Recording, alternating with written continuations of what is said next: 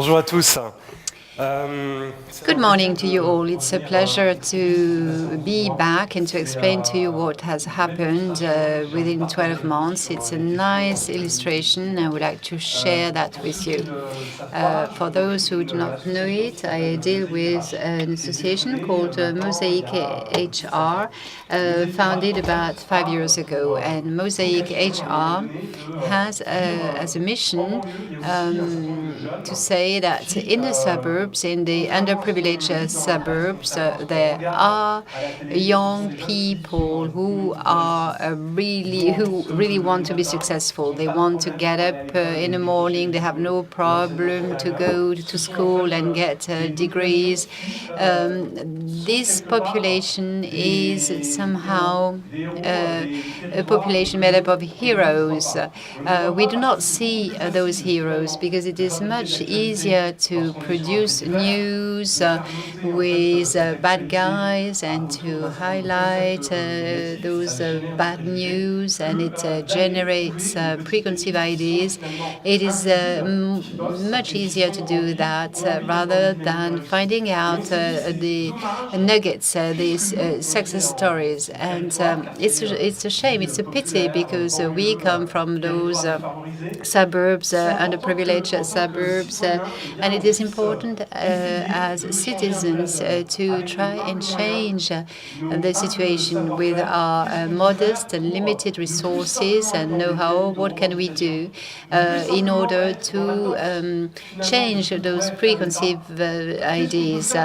We should not just expect the state to take actions. Those candidates, after having obtained their degrees, would like to find their first jobs, but it is difficult for them because they come from underprivileged suburbs. If they get their first job, it means that they will earn their money, they will buy a house, they will raise a family, and this is absolutely essential in terms of social inclusion. So there is a paradox in France. When the job center starts the new year, each year there is an opinion poll or survey to identify the needs of French companies. So on the one hand, you have statistics with 12% of unemployment rate at the national level, and it can reach up to 50% of unemployment rate in the suburbs, in the underprivileged suburbs. Maybe it's because of the candidates themselves who do not want to find a job. But this survey called Need and Labor Force, when this survey is disseminated, 1.5 well, there will a lot of people are going to try and recruit people. So even in a period of crisis, companies recruit. And when we talk to companies, we realize that more and more leaders say, I cannot find people. I feel like launching a new product. I feel like working on a new market, but I cannot find the right expertise. My company is not well known. My company is not attractive enough. And there is a real problem of discrimination, access to information. So let's create an action. That's what we said. Let's create an action, the vocation of which will be to gather all companies which would like to work on diversity and to have the right behavior. So all companies which would like to be citizenship companies. So let's try and see all those companies and build up action plans. If we are able to convince those citizen companies, then we will find a lot of jobs for the underprivileged suburbs. We have identified those companies. We have identified applicants corresponding to the needs of the companies. So it was not a social approach promoting curricula. So the idea is to match a need, an objective need of a company with the applicants. So there's a discussion, a kind of transmission of information And when we want to avoid discrimination, of course. So we want to understand why there are so many obstacles to recruitment, and why people are against this diversification, this diversity. A company can promote or can publish a job vacancy, but if the territory is closed, if there will be no match. And we decided, therefore, to create the first non-discriminative job center. We set up this organization, and then at one point in time, we had to demand a few things. So we didn't want to depend on public subsidies. We wanted to make sure that our project could find a model. And the most efficient model is to be challenged by the companies. So let's bet you're going to give us the job vacancies, and we are going to find the right applicants. And if it works, we're going to send you a bill, even if we are a non-profitable association as a job center, and it will be a sign of our quality. 5 years later, I recruited a team of 20 co-workers.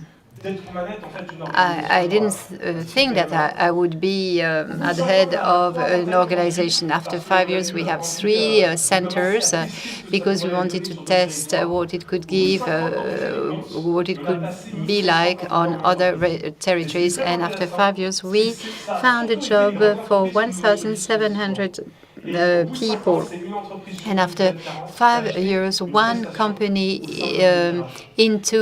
belonging to the CAC 40 buying our services. So now that we have statistics, now that we have created value, that would be interesting to quantify it. And we are lucky enough to have McKinsey suggested to us to assess our results.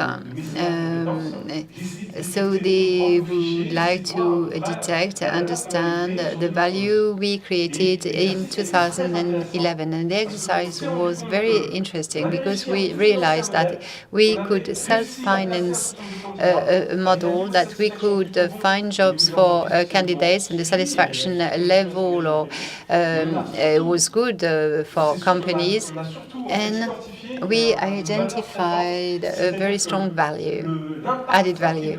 The economic impact and the cost avoided by the community is 4,000 euros per candidate. Not only do we self-finance ourselves, but because the community will distribute less social service, and because the candidate will have found a job 6 months quicker than the average, the national average, we have a creation of value, and we generate an additional revenue because we're going to pay contributions, pay taxes, and this value, we extrapolated it. If we were to generalize this method for this segment, the young graduates, if we were to generalize this method, what would be the value? And McKinsey says it would be over 13 million euros saved by the community. So if you invest in such an approach, not only can you find a job and but the community can make savings as well. And based on that, we said to ourselves, we have to grow because we have no debts, we have no investors in our organization, and we would like to conquer new territories. We would like to move to strategic catchment areas, and we started to write, we started to tell our story through different media. And one day I received a phone call, which was extraordinary, from the protocol department of the Élysée Palace, saying to me, the president of the French Republic, is interested in this underprivileged district area, and he would like to have a breakfast session with a small list of stakeholders interested in this topic. And I understand then that there is an opening, and we went to this breakfast. We eat very well at the Élysée Palace, and we explained problems very frankly, and we had a very good debate. We had an empathy, a desire. I defended the jobs, and after the breakfast, I see that what happens. We had a discussion. We opened up a debate with players, and I take the floor again, and I say, President, what would be interesting is that you allow the stakeholders here around the table, you allow them to implement our actions at the national level because our solutions work. I had not planned to say that, and I didn't expect his answer. And quite naturally, he says, okay, why not? What I suggest is that you come back to me in 2 months' time with an action plan, and we'll examine that carefully. You cannot imagine which energy it gave us, because we only needed a signal, and the signal pushed us to keep on analyzing our actions. And we realized that the need today was to keep on being positioned on strategic jobs, not only in the Île-de-France region, but also in the provinces. And we realized that we should have a network of agencies, recruitment agencies throughout France. And we looked at what the job center did, and there was a hole, a loophole. And why? Because we were already providing a solution, and we realized that there were needs. People always started from the needs of the candidate. When a candidate expresses a need, look for a job or an internship, this person is going to meet stakeholders from the job center. And then on the other side, no one is going to see the companies. The only ones doing that is the private sector, with an extremely profitable approach. They do it sometimes well, and sometimes it is not as good as it should be. So if we are able to give the public service, employment service, if we have to create a public service corresponding to recruitment activity, and we will be able to balance a service and have a better efficiency. And be more efficient for the underprivileged people. This is what I mean by positive economics. That's why I'm very happy to be here with you. This public service is not expensive. It gives money back to the community. When the tax inspector comes to see us, because we have revenues and we have to pay taxes. If we earn money, we pay taxes. But it means that we are able to finance a new service, and this service in the long term can be self-financed. So first, positive economics is something concrete. Positive economics can allow for innovation, find out new pragmatic solutions. And number three, positive economics can be self-financed at a time where people want to save money. And if we were to generalize this method and if we all work intelligently with the public authorities, it can work. 12 years ago, 12 hours ago.